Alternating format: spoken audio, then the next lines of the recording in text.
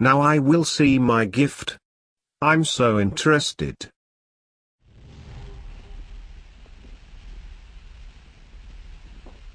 Hey, this is Horror Stories book. Son, there haven't been any wolves in this part of the state in over 100 years. I sighed, exasperated with this man. Sir, I don't mean you any disrespect, but I am very familiar with dogs and even coyotes, and this thing is way too fucking big to be either of those. Well, son, I don't know what to tell you. You know, there's a familiar story about a boy seeing exactly what you're seeing, and things didn't really work out for him. He smiles condescendingly. Thank you so much for your time, I mutter on the way out the door. So much for the authorities. I had a feeling that Fish and Game wouldn't be much help, especially if I told them the whole truth. Since no one can help me, it seems easier to just write it down from the beginning. He didn't speak to me at first. I was walking home from work one night, cutting across yards when I saw what appeared to be a massive dog loping towards me on the opposite side of the street. I stopped, waiting to see where he was going. He stopped. Shadows from the trees overhead drowned out the soft orange glow of the street lamps, but I could feel him looking at me from across the street, waiting, watching to see what I would do. I took a few deep breaths and decided to calmly keep walking. I picked up the pace and bit and gathered the nerve to look over my shoulder. He's following me, trotting in the easy manner of a predator. My heart starts to hammer in my chest, and I try not to think about all the things I've read saying that animals can smell fear. I start to look around as I walk, frantically searching for anything I might be able to use as a weapon. Finally, my house comes into view, and after risking a final glance over my shoulder, I start to sprint the rest of the way. He's hanging back in the shadows, sitting back and just watching me. I can't see his face from here, but I know that he's smiling. No one believes that I saw a wolf.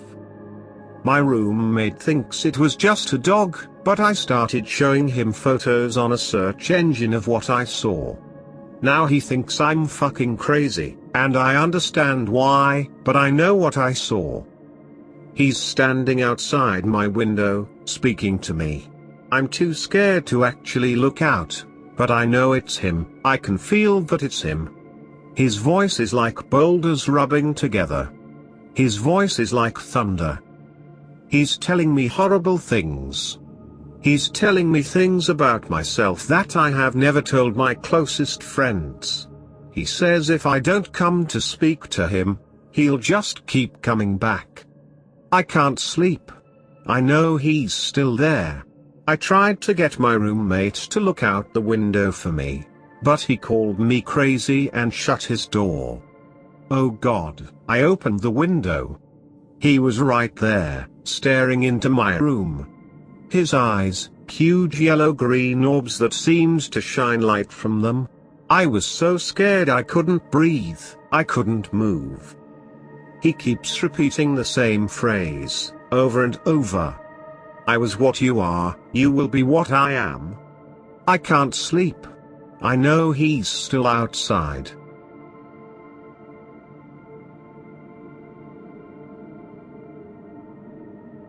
This incident occurred when I was between the age of 11-13, at least 10 years ago. I have heard many frightening things happen in my life and have remembered almost all of them. This event was so unusual I have to put it at the very top of my list. I lived in a suburb with neighbors on all sides of my house at the time. I state this to clarify that this could not have been a wild animal. I used to enjoy going outside after dark in my backyard. I would walk around with my headphones on and a CD playing. I have always felt happiest at night, and I guess you could label me goth.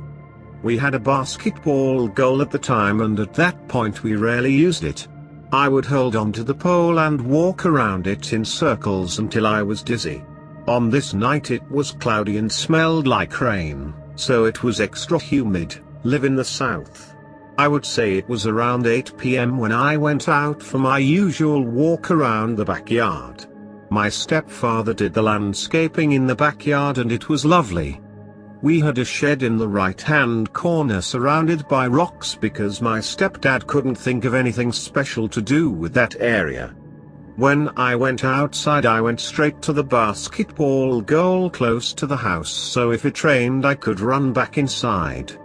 While I loved that house, I had always felt like something was watching me. Normally all my strange happenings were inside the house ... except this night. My batteries on my CD player died within 10 minutes of being outside. I decided it was no big deal and continued to walk around the pole. That's when I felt like someone was really watching me, and even though it was hot outside, I was shivering. I started trying to climb up the pole to see if maybe I could have a better viewing point over the yard. There was nothing. I slid down and shrugged it off. I am just being paranoid, I guess, I said aloud to myself. No sooner had I uttered those words out loud, something between the shed and the fence caught my eye, two glittering yellow orbs. It didn't take long before I realized they were eyes. The figure was crouched down, and from its outline from a streetlight far behind it, I could tell it was covered in fur, but not what color it was. I held eye contact for what felt like forever, and I was frozen in fear. In reality, it was probably 2 minutes. That is when it got up from its crouched position and stood on 2 legs, like a man. It was tall, around 5 feet 11 inches if I had to guess. When it stood, my heart jumped into my throat. In a shaky voice, like a moron, I said, "It was really nice to meet you, but I am going inside now."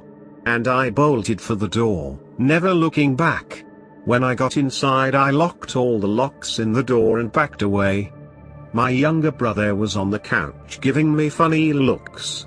I told him what happened and he didn't believe me. Not surprising, as I wasn't sure if I was losing my mind. It took a long time for my heart to go back to normal and for me to think straight. Something compelled me to go look at the calendar. I checked the date, and the moon phase, full. I felt dizzy and decided I should go to bed. Maybe after a night of rest I would feel like I had more answers. The next morning I went outside again to check around where I had seen the figure. In the rocks where it had stood were big footprints. After much consideration, I moved the rocks around to get rid of the prints, and that was that. I didn't go outside again for a while and I never saw the figure again. Years later we moved into another home, and eventually, I moved out of that one and into another home across town. It has been so many years since it happened, but I still remember it as clearly as if it just happened. I am left to wonder what it was I saw that night, though I have my suspicions and I know the incident will forever be ingrained in my mind, despite all other scary incidents before and since. This one will always be the one I remember as the scariest.